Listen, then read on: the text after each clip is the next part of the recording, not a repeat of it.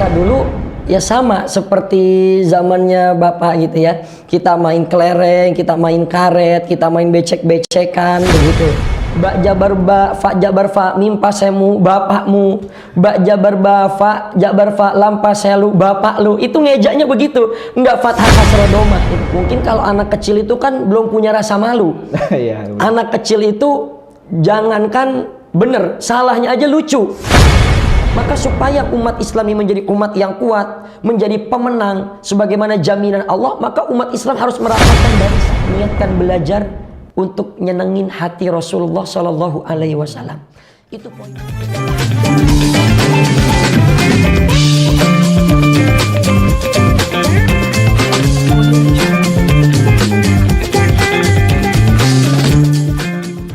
Assalamualaikum warahmatullahi wabarakatuh.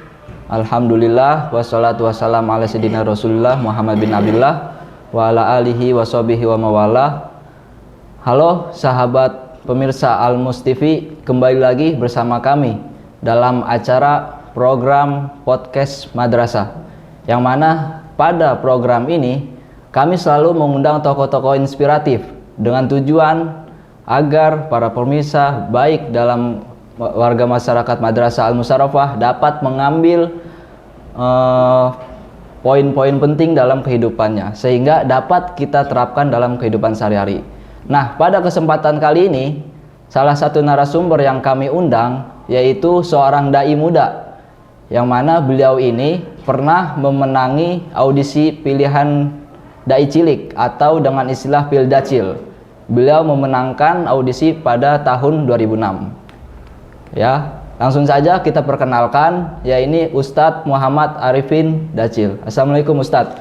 Waalaikumsalam warahmatullahi wabarakatuh. Gimana kabar Ustadz? Sehat? Alhamdulillah sehat walafiat. Doain biar berkah. Amin, amin. Terima kasih, saya sebagai host mengucapkan banyak-banyak terima kasih di sela-sela kesibukan antum dalam berdakwah, bisa menyempatkan waktu untuk datang ke ruang podcast Madrasah. Alhamdulillah, sebuah kebanggaan tersendiri ketika saya bisa hadir ke Al-Musyarrafah TV ini ya. Mudah-mudahan Al-Musyarrafah semakin berkah. Amin. Ustadz, saya untuk memahami suatu tokoh, saya punya keunikan sendiri Ustadz. Saya penasaran, misalkan ada salah satu tokoh ilmuwan muslim, baik itu public figure atau siapapun, saya selalu penasaran sama masa kecilnya. Nah, kalau antum sendiri kan luar biasa ini sebagai dai, bisa dibilang. Kira-kira masa kecil antum itu seperti apa? Apakah sama seperti saya, main gundu atau main mata atau main apa sebagainya? Silakan. Masa kecil kita dulu ya sama seperti zamannya Bapak gitu ya. Kita main kelereng, kita main karet, kita main becek-becekan begitu. Dan itu ya memang masa kecil yang sangat bahagia. Tapi sekarang ini orang sudah individualis. Anak-anak kita sibuk di depan HP ya. Kadang bapak, mama, anaknya kumpul sama-sama nunduk, senyum sendiri karena sibuk di HP tuh. Nah, sama masa-masa kecil saya gitu, hobi main bola, bahasa Betawi bilang nyeker, ya tanah becek banyak, tanah merah segala macam. Jadi kalau difikirkan itu, masya Allah betapa bahagianya betul masa kita dahulu gitu ya. Jadi kalau ditanya seperti apa ya sama, saya juga main layangan, ya kejemur bukan makin putih makin hitam, ya begitulah masa kecil saya begitu. Tapi punya kekhususan tersendiri nggak Ustadz? Misalkan dari kecil antum udah dididik sebagai untuk tekun dalam mengaji gitu. Dari kecil itu memang bapak dan ibu tuh agak ketat untuk mengajar. Pokoknya ba'da maghrib minimal itu ba'da sholat maghrib sampai adzan isya itu harus ngaji. Tuh kalau nggak ngaji itu disabet, dan nyabetnya tuh pakai sendal. Sendal itu sendal yang dipakai kalau habis wudhu, sendalnya yang terbuat dari karet ban. Itu kalau kena paha itu merahnya luar biasa, itu sakitnya luar biasa. Jadi takut kita. Nah, jadi minimal itu ba'da maghrib sampai ke isya lah ngaji itu. Selebihnya saya belajar sekolah. Ya tapi setelah selesai sekolah itu ditanya, tadi belajar apa? Apa yang didapatkan? Nah, setelah itu nanti ba'da maghrib itu ngaji sama bapak. Dan itu ngajinya itu ngeja itu. Ngejanya itu enggak fathah kasroh domah. Tapi begini, ba jabar ba, fa jabar fa, mim pasemu, bapakmu, ba jabar ba, fa jabar fa, lam paselu, bapak lu. Itu ngejaknya begitu, enggak fathah kasroh domah itu. Makanya orang tua kita dulu kalau baca Al-Quran pasti bisa ngejak. Tapi anak sekarang baca Al-Quran ngejaknya nggak terlalu bisa. Karena zaman kita dulu tuh ya masih tradisional dan itu lebih unik menurut saya begitu. Itu kan udah masa kecil antum nih. Masa kecil saya. Nah sekarang yang pengen saya tanyakan terkait bagaimana antum dalam memulai karir dakwah. Sehingga itu kan kalau kita lihat di pamflet tuh, di brosur Instagram, itu ada tulisan Ustadz Arifin Dacil. Nah itu kenapa kok bisa dapat gelar itu? Sebutan itu. Jadi karena dulu 2006 itu saya ikut audisi Pildacil ya. Pildacil tuh pemilihan dai cilik. 2006 tuh saya masih kelas 6 SD.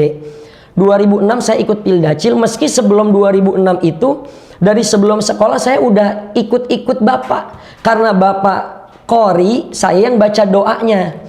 Makin lama makin berani, akhirnya saya mulai pidato lah. Mama yang bikinin teks. Jadi itu orang tua dulu punya radio, itu suka puter kaset almarhum Kiai Haji Zainuddin MZ.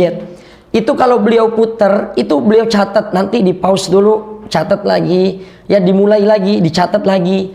Jadi awalnya tuh seperti itu, awalnya untuk tampil 17 Agustus. Tapi karena dilihat saya ini ada bakat, berani, ya dari situ keterusan ikut tampil. Mulailah tuh undangan dari satu tempat ke satu tempat. Bahkan kelas 4 SD tuh saya udah isi ceramah ke daerah Brebes.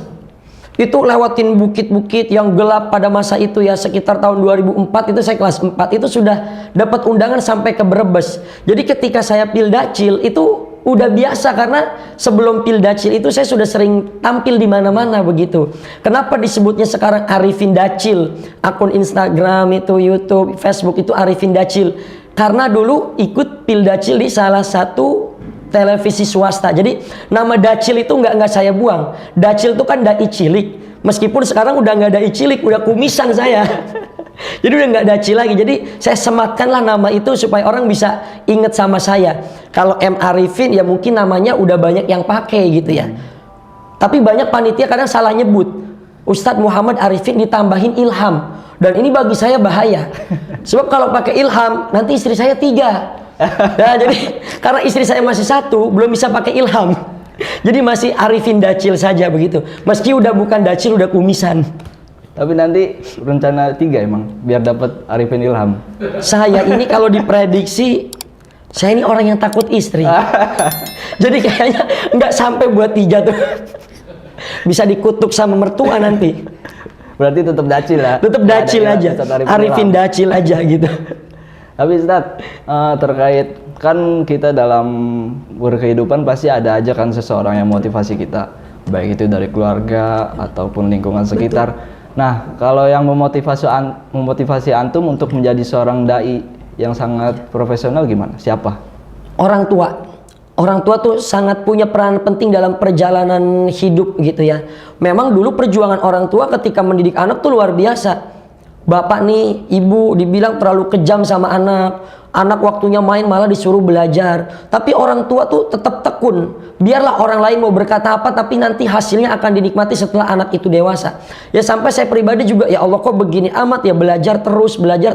Rasanya capek betul. Tapi buah daripada ilmu yang kita pelajari itu hasilnya enggak sekarang, tapi nanti seiring berjalannya waktu, seiring nanti kita semakin bertambah dewasa. Jadi orang tua yang punya motivasi mendidik saya itu orang tua punya kemauan yang cukup kuat. Jadi karena bapak itu dulu ketika zamannya pesantren itu, kalau lihat qori internasional, lihat penceramah ya dai sejuta umat itu, beliau sampai sendalnya keinjak sampai putus. Dan disitulah orang tua saya menangis tuh, dan kemudian bapak berdoa, ya Allah jadikan anak saya ini menjadi seperti apa yang saya lihat. Nah maka dari situlah muncul motivasi orang tua supaya punya anak seperti apa yang beliau inginkan. Tadi sempat disinggung juga, kelas berapa tadi mulai dakwah? Dari sebelum sekolah. Sudah mulai ceramah, ya mulai tampil tuh sebelum sekolah. Oh sebelum sekolah, berarti usia berapa tuh kira-kira? Itu usia 45 sampai 6 tahun 6 lah. tahun. 45 sampai 6 tahun. Nah, dari usia segitu kan itu antum udah mulai berani untuk berbicara di tempat umum, ya kan? Nah, apa sih yang membuat antum kira-kira berani? Sedangkan aja kalau di SMP nih, saya waktu SMP disuruh presentasi sama guru saya itu udah gemeteran. Dan sedangkan antum ini udah kelas 6 SD, tapi itu udah sebelum SD itu sudah berani. Iya. Pertama, mungkin kalau anak kecil itu kan belum punya rasa malu. Iya. Anak kecil itu jangankan bener, salahnya aja lucu. Jadi pede aja saya waktu tampil ya di hadapan orang banyak itu ya pede aja karena persiapan dirinya matang. Nah, maka kunci percaya diri ya adalah persiapan diri. Dan kalau salah itu orang tua nggak pernah matahin langsung. Nah, tapi selalu kasih semangat, nanti harus lebih baik lagi. Nanti persiapan dirinya harus lebih matang lagi. Nah, jadi satu karena memang anak kecil belum sadar kamera. Tapi kalau udah segede gini, itu di depan kamera grogi. Mendingan kita menghadapi 10.000 orang daripada satu di depan kamera. Nah, jadi ya pede aja udah, satu pede. Tapi kunci percaya diri adalah persiapan diri yang matang. Tapi justru tuh semakin dewasa, SMP, kemudian aliyah, itu kalau maju itu rasa groginya muncul. Karena khawatir takut salah, khawatir ada yang kurang tepat. Justru makin dewasa itu makin grogi. Tapi justru itu grogi itu baik, artinya orang ini serius. Orang kalau nggak ada grogi-groginya berarti nggak serius dia. Begitu. Nah, kebetulan kita di sini ada muatan lokal yang namanya Muhadharah, Ustaz. Iya. Nah, mudah-mudahan itu persepsi antum itu dapat memotivasi anak-anak Al-Musyarafah. Nah, saya sempat follow Instagram antum nih, Ustaz. Tapi belum di follow back sih. Oh gitu. Baik, nanti saya follow back ya. Itu kan dari postingan antum ini akhir-akhir ini sering banyak ngisi di sekolahan. Iya. Sekolah-sekolah SD, SMK, SMP. Apa alasan antum untuk ngisi di sekolah tersebut? Apakah sudah banyak ustadz-ustadznya yang ngisi kajian di masjid sehingga yaudah saya fokus ke remaja, karena remaja zaman sekarang tentu pun perlu bimbingan kan? Iya. Gimana? Apa alasan antum? Karena undangannya dari sekolah SD, mau nggak mau kita terjun ke situ. Meskipun kita harus berpikir keras juga nih anak SD biar tetap fokus, biar nggak buyar. Sebab namanya anak SD itu kita suruh duduk, dia diri. Kita suruh diri, dia lari. Ya jadi kita berpikir keras juga nih bagaimana sih supaya anak-anak SD ini bisa tetap tertib, bisa tetap fokus. Mereka bisa bertahan sejam 2 jam saja. Itu tuh udah luar biasa. Jadi kalau ditanya kenapa saya lebih sering mengisi di sekolah SD, karena undangannya banyak dari sekolah SD. Karena tuntutan itu justru kita bisa. Jadi memang hidup nih kita harus dipaksa. Justru kita bisa itu kadang bukan karena kita belajar ya, karena kita bisa itu kadang karena tuntutan. Karena tuntutan akhirnya mau nggak mau kita jadi belajar. Yang tadinya kita nggak mau terjun ke dunia anak-anak, mau nggak mau kita terjun ke situ. Jadi memang banyak hikmah lah. Jadi saya bangga kalau tadi di Al-Musyarafah ini banyak latihan muhadharah. Sebab ada anak yang dia ini pinter. Dia pinter, tapi buat maju dia grogi. Ada orang yang dia ilmunya nggak pinter-pinter amat, tapi cuma menang pede doang, cuma menang modal berani aja. Nah maka lebih hebat lagi, mudah-mudahan di Al-Musyarafah melahirkan ya siswa-siswi generasi yang dia pinter dan juga dia pemberani. Sebab orang kalau cuma pinter tapi nggak berani, nggak maju. Ada orang yang dia cuma modal berani tapi nggak ada ilmunya, berantakan semua begitu. Kalau boleh tahu metode dakwah antum itu seperti apa, Ustaz? Kalau metode dakwah saya tuh lebih, kalau seperti kitab tafsir namanya coraknya adabi ijtimai aja. Jadi menyampaikan fakta-fakta yang ada di masyarakat. Itu kan biasa lebih bisa diterima ketika kita menyampaikan sesuatu yang update, yang itu juga memang kenyataannya di masyarakat seperti itu. Nah biasa ya audiens itu lebih senang yang seperti itu. Jadi saya tuh memang lebih merujuk pada ya corak adabi ijtimai aja. Apa yang sedang terjadi, apa yang sedang viral, itu yang jadi pembahasan saya. Nah terkait yang masalah lagi viral, kan sekarang di dalam ruang lingkup Islam saja saling gontok-gontokan kan? Yeah. Nah itu antum sebagai pendakwah kira-kira ada nasihat nggak bagi kaum muslimin sehingga mereka untuk saling menghormati satu sama lain? Wabil khusus nanti kalau sudah sesama muslim nanti kita toleransi kepada yang non muslim. Kira-kira gimana, Ustaz? memang kita ini wajib menjaga kerukunan antar umat seagama dan kerukunan antar umat beragama tuh. Apalagi kita akan memasuki tahun-tahun politik. Maka tahun politik yang tahun lalu, yang telah berlalu, itu jadi pelajaran kita ke depan. Jangan sampai umat Islam menjadi terkotak-kotak tuh. Maka izin saya mengutip tuh, ada ayat, huwallazi arsala rasulahu bil huda wa dinil haqq liyudhhirahu 'alad dini kulli walau karihal musyrikun. Itu ada dua ayat yang Allah letakkan dalam surat berbeda, dalam surat yang berbeda. Ayat berikutnya, huwallazi arsala rasulahu bil huda wa dinil haqq liyudhhirahu 'alad dini kulli wa kafa billahi syahida. Menariknya, itu tiga ayat yang redaksinya mirip tetapi diletakkan dalam surat yang berbeda. Pertama Allah letakkan dalam surah At-Taubah, yang kedua Allah letakkan itu dalam surah As-Saff, dan yang ketiga Allah letakkan dalam surah Al-Fat. Apa tanasubnya? Ini ada munasabah antara ayat yang satu dengan ayat yang berikutnya. Oh, kalau kita pengen mencapai kemenangan, maka langkah pertama surat itu, ayat itu Allah letakkan dalam surah At-Taubah. Maka untuk kita mencapai kemenangan, kita harus banyak bertaubat. Karena gara-gara dosa kita itulah yang membuat umat Islam ini menjadi mundur. Padahal agama Islam itu ya'lu wa la yu'la alai. Tapi yang menyebabkan umat Islam itu mundur karena terlalu banyak maksiat yang kita lakukan. Yang kedua, ayat itu Allah letakkan dalam surah As-Saff. Maka supaya umat Islam ini menjadi umat yang kuat, menjadi pemenang sebagaimana jaminan Allah, maka umat Islam harus merapatkan barisan. Jadi kalau umat Islam berpecah belah, maka ini akan menjadi tertawaan oleh orang-orang di luar sana yang membenci Islam. Yang ketiga, ayat itu Allah letakkan dalam surah Al-Fat, yang artinya kemenangan. Maka umat Islam akan mencapai kemenangan ketika dia sudah banyak bertaubat dan merapatkan barisan, barulah akan mencapai kemenangan, mencapai janji-janji yang telah Allah berikan. Jadi pesan saya, rapatkan barisan, silahkan berbeda politik, berbeda partai, berbeda pilihan, tapi jangan sampai hanya karena berbeda urusan politik, berbeda pemilihan, akhirnya keluar dari lisan kita saling mencaci maki, saling gontok-gontokan, dan menyedihkan kalau itu terjadi antar umat Islam itu sendiri.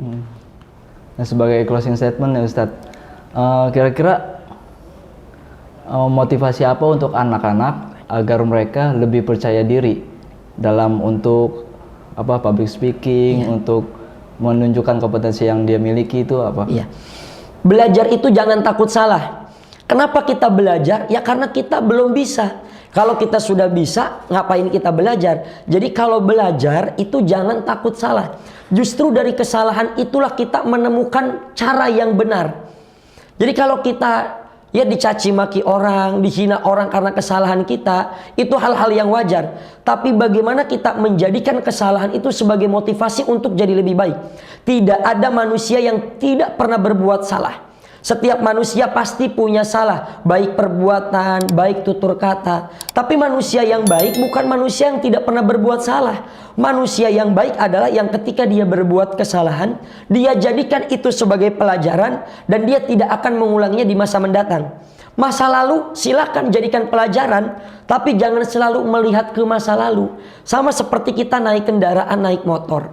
Sesekali kita harus lihat kaca spion untuk melihat posisi kendaraan di belakang. Tapi kalau kita selalu fokus melihat posisi di belakang, nanti kita akan nabrak dan bahkan kita nggak terasa kalau kita udah nabrak. Karena kita selalu melihat ke belakang.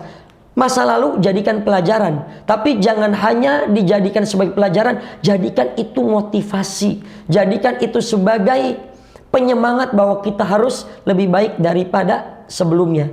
Niatkan belajar untuk nyenengin hati Rasulullah Shallallahu Alaihi Wasallam.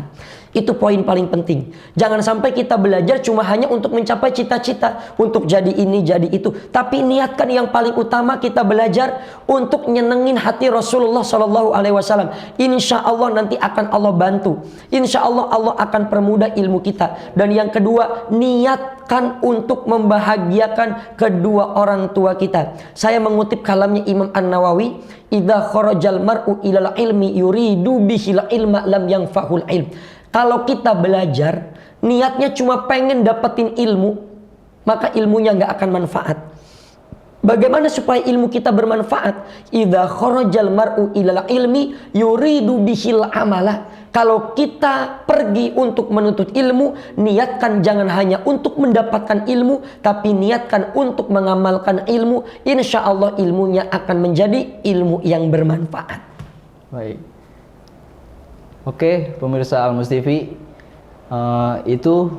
itulah poin penting dari pertemuan kita kali ini oleh narasumber dari Ustadz Arifin Dacil, yaitu yang pertama adalah untuk terus update, mengembangkan diri, potensi yang kita miliki, untuk tujuannya adalah untuk menghidupkan agama Islam karena Allah, karena Rasulullah, dan untuk membahagiakan kedua orang tua kita.